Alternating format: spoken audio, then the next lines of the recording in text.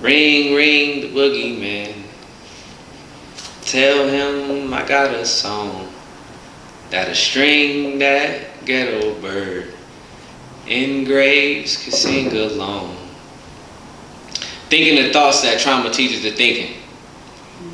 They're trying to train those of us that's thoroughbred to talk tersely and timid, to teeter. Teeter till teetering teaches us to trace to the third trace of toddler, to be tripping, tumbling 10,000 times till we're tossed over to the tangle of taunting tales that's told to us about their tenacious taboos. The tragic traffic that trackless, the torture that's tattooed in the thrusting trials, trekking with tribulations, always there to twist and touch the torsos of the talented 10, the targeted. The 10 toes of the toughest teenagers traumatized by the tactics that the tyrannical task force used to tame us by torture.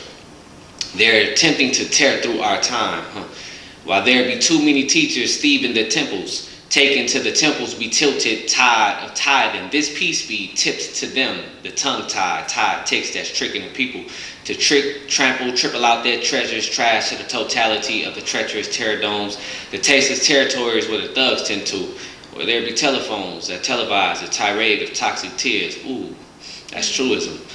The thinking, the thoughts that trauma teaches the thinking, how we will go through total turmoil just to tell our tribal testimonies through telephones.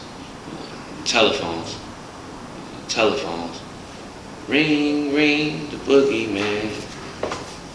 Tell him I got a song. But nobody can stop the outcome of cherry wine and one mic, where I can dance heaven while worshiping the ether. Because I understand how yellow diamonds are a lingering veil of spiritual amnesia, and is no apology towards God at the altar. And until you look through my eyes and see more to a song than a crime story, and hear my prayer about slipping down School Street and wanting to leave this kennel, knowing there's a lot to learn before the angel let me fly through the storm, or walk my dogs through the next exodus. Daily I fight the urge to make a move, but I'm so ready to meet him. Like, please, Lord, give me a sign. Loosen my tie from the law of lust demons, terrorist threats on my pineal gland, and show my lonely soul the braille of God's reign in the tree of life.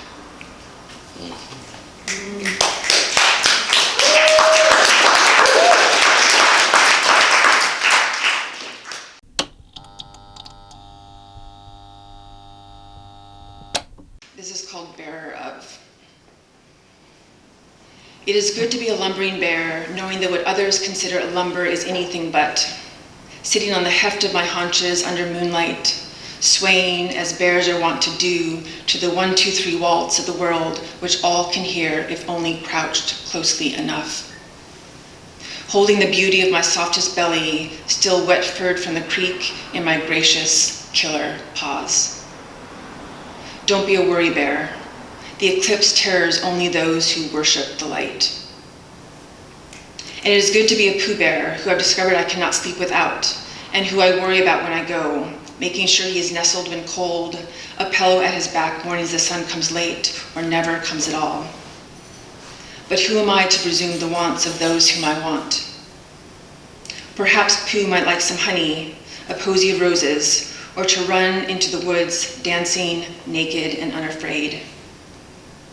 It is good to rest on the 7th day, or the 6th day, or the 2nd, or even before the first collective inhale of stars when we're just a snarl, a swirl, before such sad, soft mess of living, before I grew in a woman's belly, although so tangentially, at such a distance, like the snaggly tomcat I feed on the porch but am afraid to let inside, whose many lives may ever last my own. Is it too late to come into my life as an unplowed field? I ask because my sternum has cracked apart and I must go lay the rush and gold of me in the sun. But if I must be plowed in this world that tills our bones, let me be fresh mown grass in the mouth of a brown cow murmuring, "Oh, how sweet," as she approaches her day. Keep adding to the list of words. Spilth, tuft, vetch, for they are good.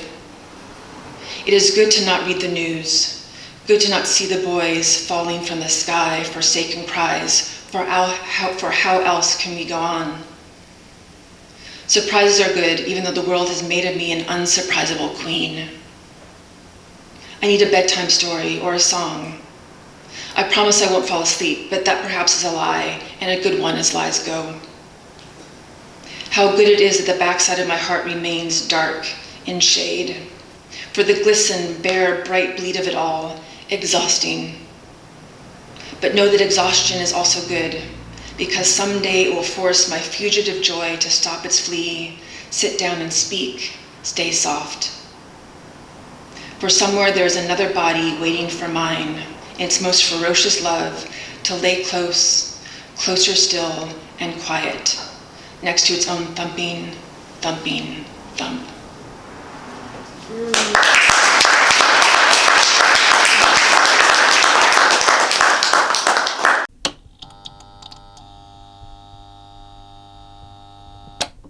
This next piece is in dedication to one of my favorite writers, Ndizake Shange.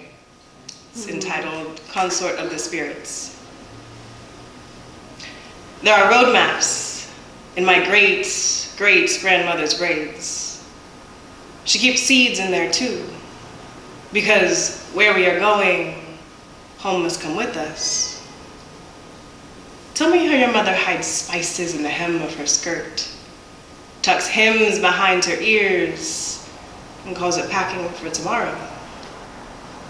Did the women in your family hide rosewater in their saliva, sage in between their thighs?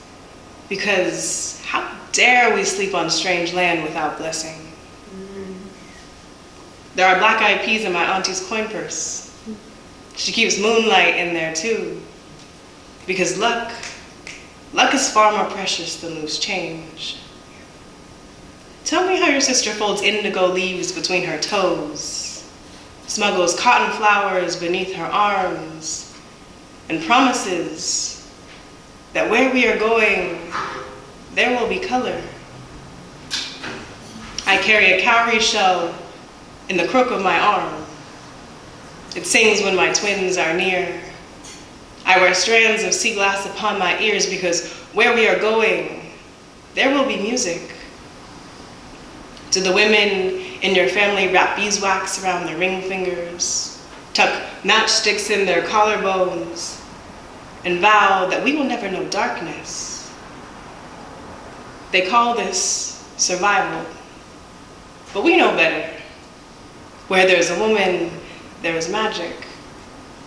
They call this survival, but we pack what we must because what we return to may no longer be ours. They call this survival, but this ritual of making to leave before knowing where we're headed is how we birth futures. They call this survival, but the body is a compass, and we are each other's destination.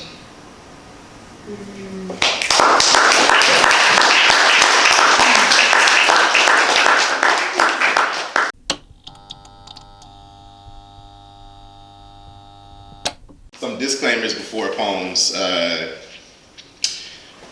guess it fits into excellence, and especially with the disclaimer of my understanding and relationship to excellence. Kwame Ture, y'all ever heard of Kwame Ture? Y'all hit? Right on, yeah. Kwame Ture, formerly known as Stokely Carmichael, is a person that I'm thinking about in terms of what it means to be an excellent struggler and organizer. Through Kwame, we see just really a lifetime going from the Lowndes County Freedom Organization to Student Nonviolent Coordinating Committee to the Black Panther Party to All African People's Revolutionary Party. We see this person that from life till literal passing out here, really getting busy for the liberation, uplift of the world, really, but also especially of Africans. And so he makes this distinction that's really popular in snippets and videos between mobilization and organization. Y'all ever seen that?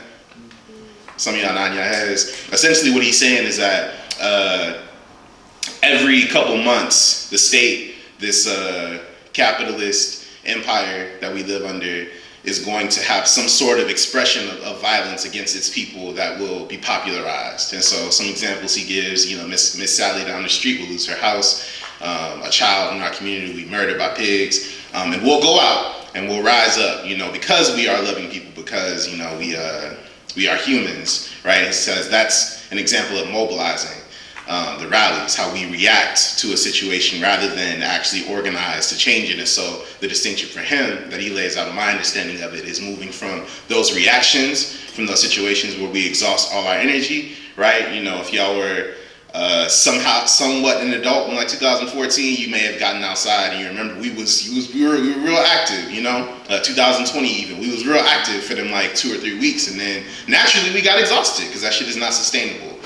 So the argument is that we take that energy, that reaction, and build a full analysis of our situation. And so this pig murdering a child in the community is not just this instance, but it's also connected to the CEOs of the companies that we work for exploiting our labor, right? And those things are all connected. And these folks that are facilitating our reality, they're organized, and that means we have to organize too in order to change it. And so yeah, with that in mind, this poem was written a couple years ago. There was a big pro-Palestinian rally in San Francisco. You're all around. It's like thousands of people marching.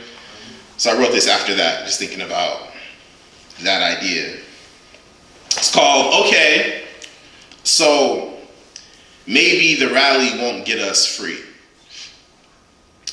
I've drummed at more protests than celebrations.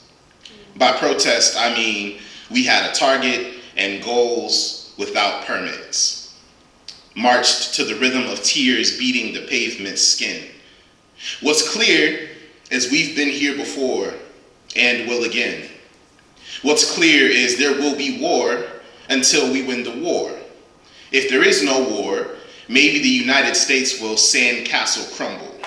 If there is no United States, maybe Africa can sleep with both eyes closed. Maybe Cuba can get a decent shot at a Sunday afternoon. Maybe Palestine will look back on occupation as a faint memory. Maybe our movements coming to a standstill won't be surrendered.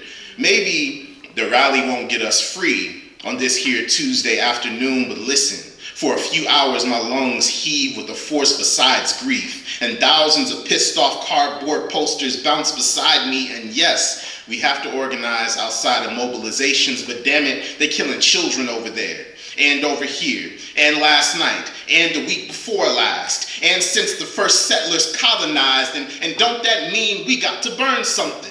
And don't that mean we don't stop till sunrise blossoms and burnt orange haze spills across skyline bridges, and ain't that physics or human nature or the least we could do for our babies? There is entirely too much ash in this oxygen. There are simultaneously not enough fires on the West Coast. This evening I say coast and think of river borders and sea blockades, of dense populations and open air prisons, of gas mask keffiyehs and bandana bandages, of rocks denting literal cannons. My comrades remind me there are fires to start. And I realize my hands are not nearly dirty enough.